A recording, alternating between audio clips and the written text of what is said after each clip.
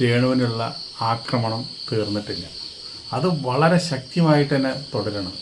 നമ്മളെല്ലാവരും വിചാരിച്ചു രേണുവിൻ്റെ ചേച്ചി ആ മരുന്നും ആ അവസ്ഥയും എല്ലാം വിശദമായി പറഞ്ഞപ്പോൾ ഇതെല്ലാം അവസാനിച്ചു വന്നു.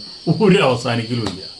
ഇപ്പോൾ ഇതിനെതിരെ രേണുവിനെതിരെ ശക്തമായുള്ള ഫേക്കാണ് എന്ന് പറഞ്ഞുകൊണ്ട് ചിലർ രംഗത്തെത്തിയിട്ടുണ്ട്. മനുഷ്യാവകാശ കമ്മീഷന് കേസും കൊടുത്തിട്ടുണ്ട്, അതിൻ്റെ അന്വേഷണമൊക്കെ നടത്തുന്നുണ്ട്. ഇദ്ദേഹത്തിൻ്റെ വീഡിയോ ഞാൻ വെച്ച് തരാം. അപ്പോൾ നമുക്കെന്താ ഇതിൽ നിന്ന് മനസ്സിലാവണത്?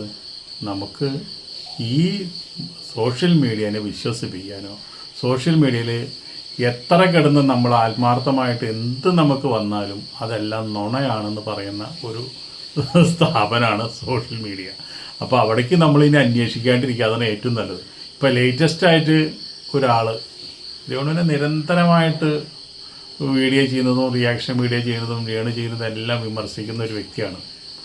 അപ്പോൾ ആ വ്യക്തി ഒരു വീഡിയോ ചെയ്തിട്ടുണ്ട്. ആ വീഡിയോ നമുക്കൊന്ന് നമ്പർ SHRC നമ്പർ 10-257 CR/2006 എന്നാണ്. 10-257/CR/2026 കോൺഫിഡൻഷ്യൽ റിപ്പോർട്ടിന് വേണ്ടിയ ഫയൽ മാറിയിരിക്കുന്നു എന്ന വാർത്തയാണ് പുറത്തു വരുന്നത്. ഈ ബില്ലിൽ ഒരിടത്തും പേഷ്യന്റിന്റെ പേര് വരാതെയാണ് ആ വീഡിയോ എടുത്ത ഇവരുടെ സഹോദരി ചെയ്തിരിക്കുന്നത്. ആ വീഡിയോ എടുത്ത ആൾ കൃത്യമായി ആ ഭാഗം വരാതിരിക്കാൻ വേണ്ടി പരമാവധി ശ്രമിച്ചിട്ടുണ്ട് എന്നുകൂടി നമ്മൾ മനസ്സിലാക്കണം. എയുടെ കാലമാണ്. നാളെ രാവിലെ അത് ആണെന്ന് രേണു സുധിക്കെതിരെ അന്വേഷണത്തിന് ഉത്തരവിട്ടിട്ടുണ്ട്. ഇദ്ദേഹം പറയുന്നത് മുഴുവനായിട്ടും ഞാൻ വെച്ചു തരാം. ആദ്യം ഒരു കാര്യം പറയാം. ആരാണ് ഇദ്ദേഹം? ഡിജിറ്റൽ മീഡിയയിൽ ഏറ്റവും വലിയ ഉന്നതനായിട്ടുള്ള ഒരു മാധ്യമ പ്രവർത്തകനാണ് ഇദ്ദേഹം. ഇദ്ദേഹത്തെ പോലെ ഒരാൾ ഇങ്ങനെ അതായത് ചുമ്മാ ഒന്നും പറയത്തില്ല. ഇപ്പൊ ഞാൻ പറയുമ്പോഴോ വേറെ യൂട്യൂബറോ പറയുമ്പോൾ നിങ്ങൾക്ക് ചിലപ്പോൾ വിശ്വസിക്കാൻ ഇത്തിരി പാടായിരിക്കും.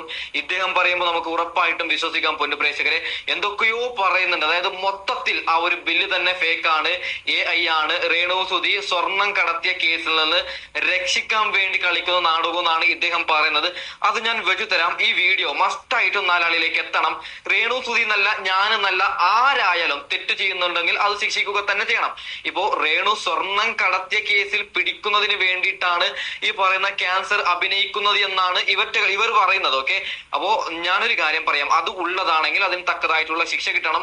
ഈ സത്യാവസ്ഥ നാലാളിൽ എന്താണെന്നും സാധാരണ ജനങ്ങൾക്ക് അറിയാവുന്ന സാഹചര്യത്തിലാണ് രേഷ്മ തങ്കച്ചൻ എന്ന രേണു സുധിക്കെതിരെ സഹീർ കണ്ണൂർ എന്ന് പറയുന്ന പൊതുപ്രവർത്തകൻ ബഹുമാനപ്പെട്ട കേരള സ്റ്റേറ്റ് ഹ്യൂമൻ റൈറ്റ്സ് ഓർഗനൈസേഷന് പരാതി നൽകുന്നത്.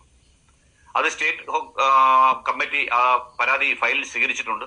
അതിന് പുറത്ത് അന്വേഷണത്തിന് വേണ്ടി ഉത്തരവിട്ടു എന്ന് മനസ്സിലാക്കണം. അതിന്റെ നമ്പർ SHRC നമ്പർ 10-257 CR/2006 എന്നാണ്. 10-257/CR/2026 കോൺഫിഡൻഷ്യൽ റിപ്പോർട്ടിന് വേണ്ടിയ ഫയൽ മാറിയിരിക്കുന്നു എന്ന വാർത്തയാണ് പുറത്തു വരുന്നത്.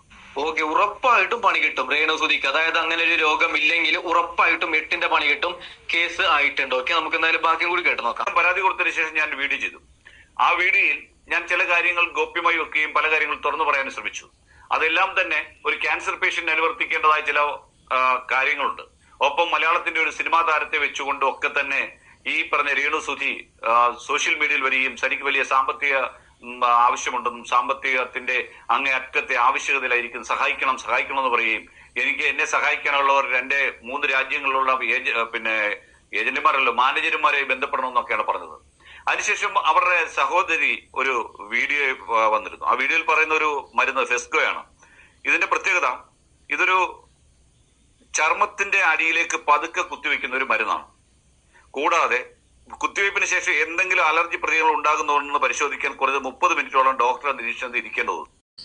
ഇത് പണ്ടാര പറഞ്ഞാണ്, ഏതച്ഛൻ വന്നാലും അമ്മയ്ക്ക് തൊയിരക്കാടാന്ന് പറഞ്ഞ പോലെ, വീട്ടിൽ ഏത് വിരുന്നുകാർ വന്നാലും കോഴിക്ക് കടുക്കപ്പുറതിയില്ല എന്ന് പറഞ്ഞ പോലെയുള്ള കഥയത്.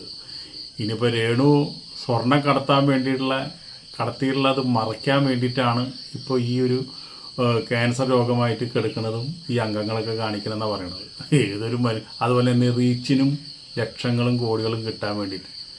രേണു സെലിബ്രിറ്റിയാണ്. രേണുവിനൊരു വീഡിയോ ഇട്ട് കഴിഞ്ഞ് കഴിഞ്ഞാൽ നല്ല വ്യൂസും കിട്ടുന്നുണ്ട്, നല്ല പൈസയും കിട്ടുന്നുണ്ട്. അത് വെറുതെ ഇരുന്നാൽ പോലും കിട്ടും, ഒന്നും പറയണ്ട.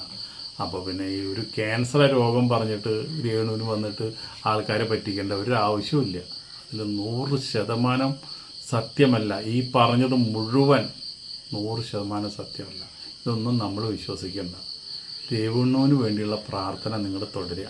രേണു നല്ല ആരോഗ്യവതിയായിട്ട് ആ ഋതപ്പനും അവരായിട്ട് സുഖമായിട്ട് ജീവിക്കാൻ വേണ്ടി നമ്മൾ പ്രാർത്ഥിക്കുക. അത്രയും നമുക്ക് ചെയ്യാനുള്ളൂ. വേറെ ആരെന്തൊക്കെ കിടന്ന് പറഞ്ഞോട്ടെ, എന്തൊക്കെ ചെയ്തോട്ടെ, ഇതൊന്നും നമ്മളെ ബാധിക്കുന്ന കാര്യമല്ല. പിന്നെ രേണുവിന് ഇതൊക്കെ കേൾക്കുമ്പോൾ ചെറിയ വിഷമമൊക്കെ തോന്നും, അത് വിട്ട് കളയാം.